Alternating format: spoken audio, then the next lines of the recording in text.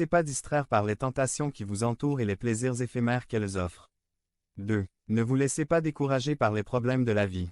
Lorsque vous vivez dans la lumière de l'éternité, lorsque votre regard est tourné vers le ciel, alors les problèmes ne vous dérangeront pas tellement. Lorsque les problèmes de la vie surgissent, vous pliez simplement vos genoux, vous attendez à Dieu et n'abandonnez jamais. L'apôtre Paul dans 2 Corinthiens 4, 17 à 18, TLA nous dit que les difficultés que nous avons dans ce monde sont petites, et elles ne dureront pas éternellement. Mais, grâce à eux, Dieu nous remplira d'une gloire qui durera pour toujours, une grande et merveilleuse gloire, parce que nous ne nous soucions pas de ce qui nous arrive dans cette vie qui va bientôt se terminer. Au contraire, nous nous inquiétons de ce qui nous arrivera dans la vie que nous aurons au ciel. Maintenant, nous ne savons pas à quoi ressemblera cette vie. Ce que nous savons, c'est que ce sera éternel. Je ne sais pas à quel genre de problème vous êtes confrontés en ce moment, mais laissez-moi vous dire ce qui suit. Les problèmes que vous rencontrez aujourd'hui ne dureront pas éternellement, même s'ils durent toutes une vie ici sur terre. Ces problèmes persisteront. Un jour arrivera sa fin. La Bible nous dit que même le ciel et la terre passeront. En d'autres termes, même les cieux et la terre que nous connaissons aujourd'hui connaîtront une fin. Avec chaque minute qui passe, chaque heure, chaque jour, vos problèmes touchent à leur fin. 2. Concernant le problème auquel vous êtes confronté aujourd'hui, qu'il soit causé par vous-même ou par quelqu'un d'autre, cela n'a pas d'importance, Dieu l'utilisera pour votre bien. Dieu utilisera cette difficulté dans votre vie pour faire de vous un chrétien mûr, un meilleur père-mère, un meilleur mari-épouse, un meilleur citoyen. Mais pour cela, il faut réagir correctement aux problèmes, ne pas paniquer, et encore moins remettre en question ou blâmer Dieu pour eux. Bref, Dieu utilisera les vicissitudes de la vie pour faire de nous des personnes ayant de bonnes valeurs morales et des personnes de caractère. Rappelez-vous que toute chose concourt au bien de ceux qui aiment Dieu. Romains 8, 28. Alors, comme devriez-vous vivre si votre destinée éternelle est le ciel? Ne vous laissez pas distraire par les tentations qui vous entourent. 2. Ne vous laissez pas décourager par les problèmes de la vie. Et troisièmement 3. Concentrez vos énergies sur ce qui durera pour toujours. Devenez membre de la chaîne et AIDEZNOUS à propager la parole de Dieu dans le monde entier. Dimanche 17 mars 2024. P4. En lisant la Bible, nous réalisons qu'au ciel il y aura 2 jugements présidés par le juge des juges. Un jugement pour le péché et un jugement pour les récompenses. Un jugement pour les non-chrétiens et un autre pour les croyants en Jésus. Si dans cette vie vous avez mis votre foi en Jésus comme votre Dieu, votre Seigneur et Sauveur, alors vous ne serez pas au jugement où les péchés des gens seront jugés. C'est une excellente nouvelle, non. Parce que les péchés des chrétiens ont déjà été jugés par Dieu sur la croix du Calvaire. Notre Seigneur Jésus dans Jean 5, 24 nous dit, « En vérité, je vous le dis, celui qui entend ma parole et croit celui qui m'a envoyé à la vie éternelle. Et il ne sera pas condamné, mais il est passé de la mort à la vie. » Donc, si vous êtes un disciple de Christ lorsque vous arrivez au ciel, vos péchés ne seront pas jugés. Mais l'autre jugement est pour les chrétiens.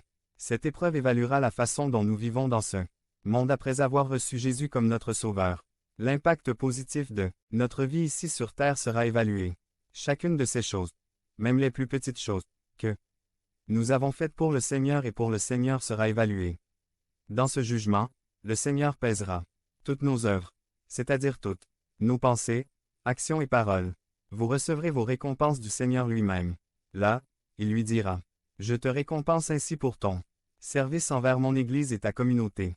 Ceci est votre récompense pour toutes les dîmes et offrandes que vous avez données pour faire progresser mon royaume sur terre et pour aider ceux qui en ont le plus besoin. » Le Seigneur lui dira, « Ceci est ta récompense pour ce voyage missionnaire, pour cette visite en prison que vous avez faite, pour avoir aidé financièrement ce frère-sœur de votre Église qui en avait tant besoin.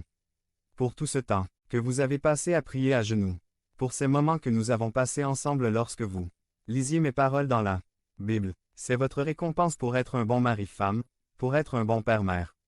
Ceci est votre récompense pour votre fidélité à mon Église, etc., etc., etc. La réalité que la Bible veut souligner ici est le fait que tout ce que nous faisons pour le Seigneur est pour le Seigneur. Si nous le faisons avec joie du cœur, avec la bonne attitude, sera récompensé au ciel. L'apôtre Paul nous dit dans 1 Corinthiens 15, 58, « Mes frères bien-aimés, demeurez fermes et constants, Travaillant toujours dans l'œuvre du Seigneur, sachant que votre travail dans le Seigneur n'est pas vain.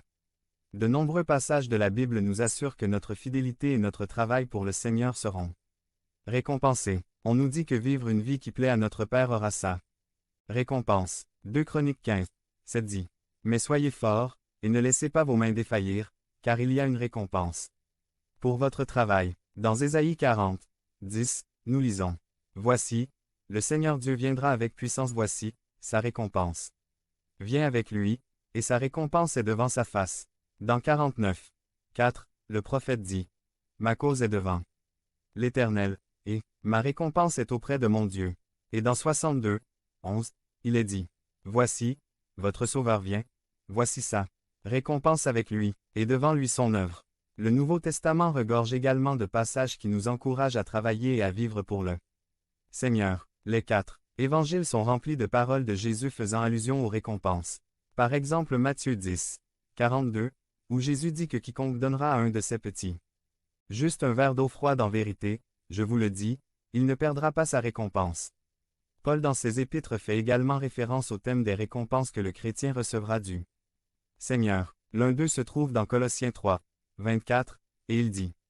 Sachant que du Seigneur vous recevrez la récompense de l'héritage, car au Christ.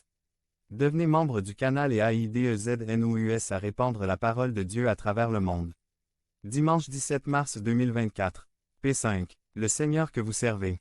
Et enfin, dans Apocalypse chapitre 22, 12, nous lisons ce que l'apôtre Jean a entendu Jésus dire. Voici, je viens bientôt, et ma récompense est avec moi, pour récompenser chacun selon son œuvre. La Bible ne laisse aucun doute, les pécheurs recevront leur châtiment en enfer selon leur péché, et les chrétiens recevront leur récompense selon la façon dont